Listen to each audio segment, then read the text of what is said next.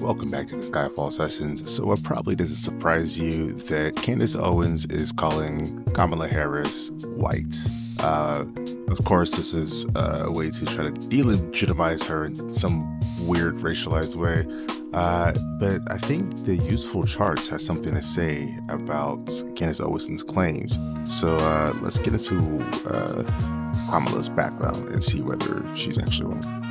The renewed interest in Harris's tree started with a statement made by Janet Jackson during a recent interview. Love Janet Jackson, but that was super ignorant of her.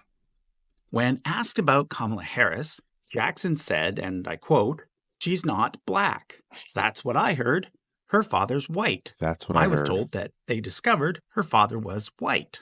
Now, first off, it's obvious that Janet Jackson has never seen a photo of Donald Harris, Kamala Harris's father, because there's no way that anyone would call this man straight up white. Right. Here's some more photos of him at various points in his life. I mean, you could perhaps claim that he looks mixed race or maybe part white, but I don't think anyone in their right mind would say that the person you're looking at on screen right now is a white man. So, rightly so, the media jumped all over Jackson's comments. But for some reason, Candace Owens decided to defend Jackson by doing a deep dive into Donald Harris's genealogy. We know the reason. The reason is because Candace Owens is a renowned grifter. She would do anything for money. She would do anything to appease the right wing and what they want. She knows the Kamala Harris is black. She's just trying to play this game for views. So let's take a look. First off, like I say, it's quite obvious that Kamala's father is a black man. Maybe not 100% black, but definitely black enough that that's how he's going to be perceived as he goes through life. Remember, race is just a social construct. Indeed. What's actually more important is racialization, meaning how society perceives you and treats you based on how you look. Yeah, and this is one of the issues in the world, really. I was going to say America. Maybe it's more prevalent in America, but yes, the world. People see differences in people and then want to try to separate them for those differences. Now, some separation is good, appreciation of culture, understanding other culture, wanting to celebrate culture, but the type of separation that the world tends to do is usually relatively malicious. So, for example, Frederick Douglass, Booker T. Washington, and Bob Marley all had white fathers. But all three of them were considered black, never white. Right. Okay, let me introduce you to Donald Harris's parents. According to Donald himself, his father was Oscar Joseph Harris, and his mother was Beryl Christie Finnegan. However, in his article, Reflections of a Jamaican Father, Donald states that the two most influential women in his life were his two grandmothers, Christiana Brown and Iris Finnegan.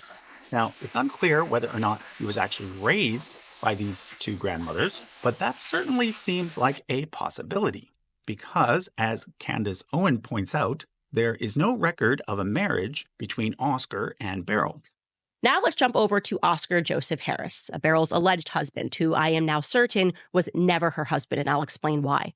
However, there is a record of a marriage between Oscar and a white woman named Vioris Cambridge when Donald was 14. And that wedding was recorded in the local newspaper, the Daily Gleaner. And you can see, even though it's a shadowed photo, that very much looks like the photo of Oscar Joseph Harris that she shared.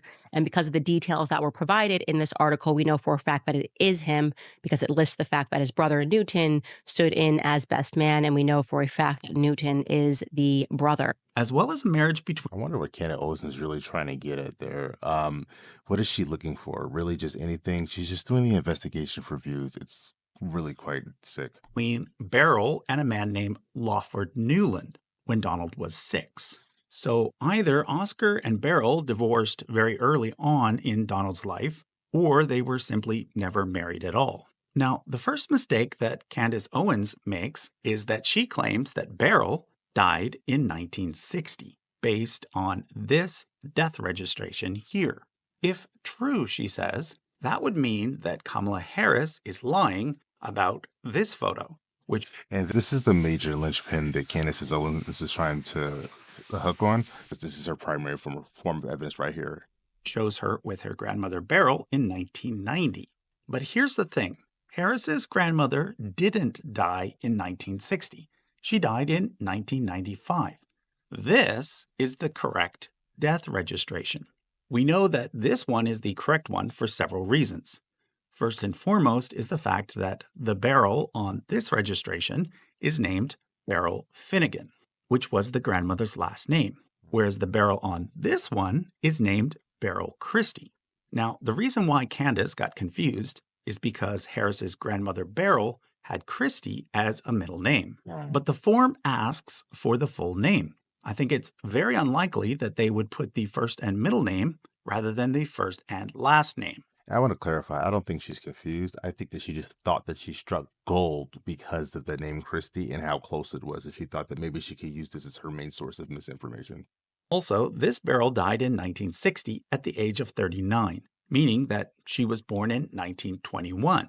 Whereas this Beryl died in 1995 at the age of 81, meaning that she was born in 1914. That's a pretty big difference. Yeah, it's very obvious that Candace is full of crap. It can be settled very easily by looking at Grandma Beryl's birth certificate. Even Candace Owen admits that this is the correct birth certificate for Grandma Beryl. At first glance, it seems to indicate that the birth was in 1917. That 7 could also be a 4, which would make it 1914, fitting perfectly with what we'd expect based on the correct death certificate. But there's more. Candace makes a big deal over this name here, Douglas Finnegan, the person who reported the death. She says, we don't know of any Douglas Finnegan in the family. Well, that may be, but her last name was in fact Finnegan. So it's not hard to imagine that there was some nephew or cousin out there named Douglas Finnegan who was in charge of reporting the death. In contrast, this one lists Muriel Murray. We don't know of any family members with the last name Murray. So that one makes even less sense. So Candace's argument is essentially to highlight the information that she thinks is suspect that really isn't that suspect, while ignoring the information that is obviously disproving that information. It's all a grift. Finally, there's the fact that this Beryl died in St. Anne Parish, which is where Grandma Beryl was known to have lived her entire life, whereas this one has her being born in St. Anne but dying in Kingston. Now, this is so obvious. The second mistake that Candace Owen makes is that she claims, or at least strongly insinuates, that Donald Harris's real mother is actually Vioris Cambridge, and that the woman in this photo is just the help that Kamala was passing off as her grandmother in order to seem more black. Wow. This is where things start to get really ridiculous, because Vioris was born in 1927 and Donald in 1938. So are we to believe that Vioris had Donald when she was only 11?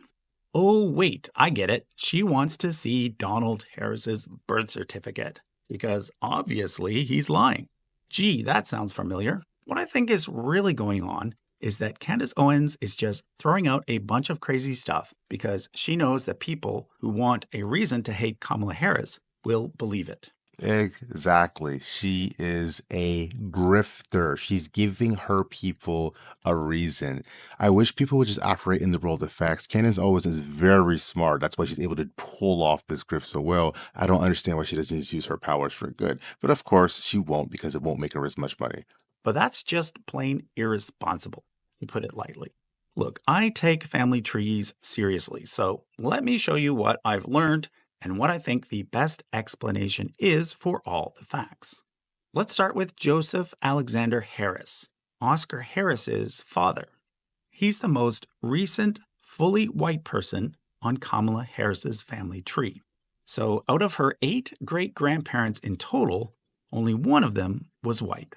That's actually about average for black people from the Americas. Right. Then there's Oscar Harris's mother, Christiana Brown. She's the one that Donald Harris said was a descendant of Hamilton Brown, the Irish slave owner. But she's obviously mixed race, so what this means is that a white slaver probably impregnated an enslaved black woman at some point. Or at best, it means that a descendant of a white slaver married a descendant of an enslaved black woman. Either way, Christiana Brown had ancestors on both sides of the equation, and therefore it's extremely misleading to call her offspring the descendants of a slave-owning family without telling the full story. According to Donald Harris, Christiana Brown ran a dry goods store in a small town, so it's not like she was super wealthy or anything. I'm also not sure whether or not Christiana Brown was ever married to Joseph Harris. I'm still looking into it, but it appears that Joseph Harris had a white wife named Caroline Beckford, which means that Oscar was either the result of an affair or perhaps even something worse. What we do know is that Oscar's birth certificate lists him simply as Oscar Brown, with no mention of his father. I just want to pause really quick to say that while this is very interesting and I like family trees, it's ridiculous that we have to do a family tree of Kamala Harris to delegitimize somebody who's trying to lie about her heritage. It's so obvious what she is. So it definitely sounds like Christiana Brown was a single mother. Interestingly, Oscar didn't change his name to Oscar Joseph Harris until a few years prior to marrying Vioris, which seems to indicate that he was perhaps trying to distance himself from his black roots. If Joseph Harris was fully white and Christiana Brown was half black, half white, that would mean that Oscar Harris was 75% white. So he may have been able to pass. It does seem that Oscar and Vioris did have children together, children that would be the half-siblings of Donald Harris. For example, Candace Owens found this son, who is listed on Oscar Harris's death certificate as the one who reported the death. This means that if Oscar and Viola did have a bunch of white passing children, then Donald Harris might have been the black half-brother that no one really talked about. Now, I'm not saying this for certain. Donald has decided to keep these details private, and I respect that. I'm just saying that there's more than one way to do the guesswork. Now, while Oscar Harris seems to have been only around 25% black, it would appear that Beryl Finnegan was around 75% black. This is because her father, Patrick Finnegan Jr., was mixed race, and her mother, Iris Finnegan, maiden name Allen, was fully black. There's a record from around 1900 of a priest from St. Anne's Parish saying that there was a mixed-race couple in the area, and that the husband's name was Patrick Finnegan Sr., originally from Ireland. This guy knows how to do his research. He was almost certainly referring to this couple here, the parents of Patrick Finnegan Jr. So what does all this mean? Well, it means that if Oscar Harris was 1/4 black and Beryl Finnegan was 3/4 black, that would make Donald Harris, DNA-wise, 4/8 black. Or to put it more simply, half white, half black. Yep. So that puts him in the same category as Frederick Douglass, Booker T. Washington, and Bob Marley, as well as Drake, Lenny Kravitz, etc. So in other words, Donald Harris is black.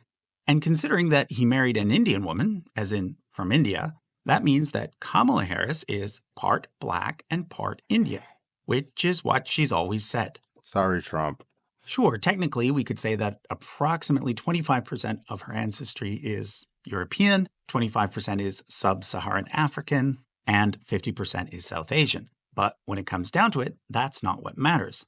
Like I said earlier, race doesn't really exist, but racialization definitely does. And the fact of the matter is that Kamala Harris has been racialized as either black or brown or both her entire life. And this is the point that really matters the most. Instead of going down her whole gene tree and trying to figure out what percentage white and what percentage black, what percentage Indian she is, what matters is how she is perceived to the public, plus her heritage. So if she's a black woman, she says that she's black, and she is perceived to be black, and her father looks obviously black, then what reason would anybody have to try to refute any of those claims? It's really sick. Never white. So there's your answer. Yes, Kamala Harris is black, and she's also Indian. You can be both. Exactly. So, that being said, okay, I'm gonna go ahead and end it there. Candace Owens, you're the worst. I really wish that you would stop doing what you're doing. You're a black woman. This is disgraceful for you to be doing this for money. And at this point, I think you could just drop the charade. I think you're rich enough now to drop the charade and just be a normal black woman. Please stop spreading misinformation, and please stop grifting people and stop lying to your followers. You know what you're doing. You need to chill. Peace out.